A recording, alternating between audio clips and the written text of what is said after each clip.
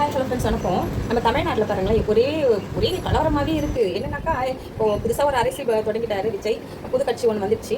ஆனால் அதுக்கப்புறம் வந்து இப்போ அண்ணாமலை கூட ஒரு கட்சி ஆரம்பிக்க போகிறாராம். சரி வரட்டும், நாட்டுக்கு நல்லது யார் பண்ணாலும் நல்லது தானேங்க.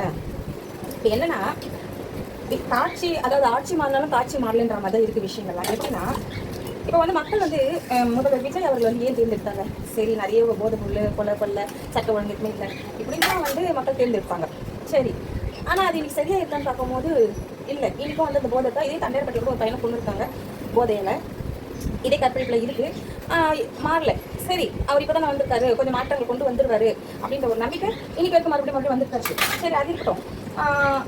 இப்போ வந்துட்டு முக்தான்னு சொல்லிட்டு ஒருத்தர் மீடியாவில் வருவார். அவரை பற்றி நான் கூட கலாய்ச்சி ஒரு வீடியோ போட்டிருக்கேன். அவர் வந்து ஒன்றுமே தெரிந்த பாப்பா மாதிரி பேசுவார். எப்படி பேசுவார்னா, அவர் முதலமைச்சர் ஆண்டவங்க பாருங்க, புரட்சி தலைவர் எம்ஜிஆரையும் புரட்சி தலைவி ஜெயலலிதாமாவும் ரொம்ப கவனம் பேசுவார். ஜெயலலிதாமா வந்து எம்ஜிஆருக்கு, அதாவது அவர் கூட தொடர்பு உள்ளவங்க எம்ஜிஆருக்கு பின்னாடியா எம்ஜிஆருக்கு முன்னாடியா அப்படியா இப்படியா ஒன்றுமே தெரியாத பாப்பா மாதிரி பேசிட்டு சார். கண்டாலே அப்படியே எரிச்சலாக இருக்கும். இது கூட சேர்ந்து இந்த டாக்டர் காந்தராஜ் வயசில் அவ்வளோ பெரியவர், அவருக்கு இது தேவையா? இவரை கூப்பிட்டு உட்கார வச்சுட்டு இந்த கதையெல்லாம் வளர்ப்பாரு. இது நாட்டுக்கு வந்து ரொம்ப ரொம்ப முக்கியம். ஏன்னா அப்போ வந்து திமுக ஆட்சி இருந்துச்சு. திமுகவுடைய கைக்கூலிங்க இவங்கெல்லாம் எவ்வளோ பேசணுமோ, எவ்வளோ அசிங்கசியமாக பேசணுமோ அவ்வளோ அசிங்கசியமாக பேசிக்கிறாங்க தமிழ்நாட்டில் உட்காந்துட்டு. இன்னைக்கு வந்து அவர் கை சரி, நல்ல விஷயம். ஆனால் இன்னைக்கு அவர் காணாமல் போயிருக்காராம். எங்கே போய் காணாமல் போயிருப்பாரு? அதாவது அவர் வந்து திமுக ஆளு. இப்போ இருக்கிற கட்சி வந்து திமுகவுடைய ஆட்கள்லாம் கூட்டணியாக வச்சிருக்கு. அப்போ இவர் யார்கிட்ட போய் காலில் விழுவார்?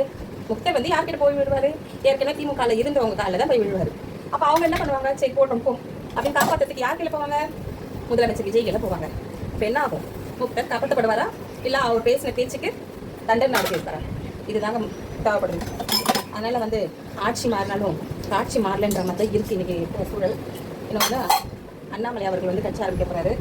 பிஜேபி வந்து நாங்கள் வந்துட்டோம் அப்படின்றாரு. பிஜேபி ஆர்எஸ்எஸ் வந்து தமிழ்நாட்டுக்கு வரக்கூடாதுன்னு சொல்லிட்டு மக்கள் நிறைய பேர் இருக்காங்க. இவர் நிஜமாகவே வந்துட்டாரா, இல்லை ஆர்எஸ்எஸும் பிஜேபியும் எப்படியாவது தமிழ்நாட்டில் வரணும் அப்படின்றதுக்கான இது ஒரு சின்ன ட்ராமாவா அப்படின்னு யோசிக்க முடியுதுல்ல? யோசிக்க தோணுது. உங்களுக்கு யாருக்கும் அப்படி தோணுதா? இல்லை நிஜமாகவே வந்துட்டாரா இவர் வெளியில்? இல்லை ஆர்எஸ்எஸும் பிஜேபியும் எப்படியாவது தமிழ்நாட்டுக்குள்ளே வரணுன்றதுக்காக இந்த மாதிரி ஏதாவது ஒரு ட்ராமா போட்டு உள்ள வராங்களா?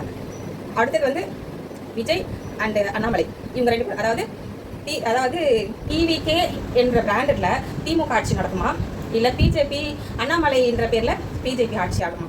இதுதாங்க தமிழ்நாட்டின் வருங்கால தலையெழுத்து. இது யாருக்காவது தோணுதான்னு தெரியல, ஒருவேளை எனக்கு தான் தோணுதா, இதுதான் கரெக்டாக இல்லை நான் நினைக்கிறது தவறுன்னு தெரியல. யார் யாரெல்லாம் கழுவி ஊற்றுமா கழுவி ஊற்றுங்க.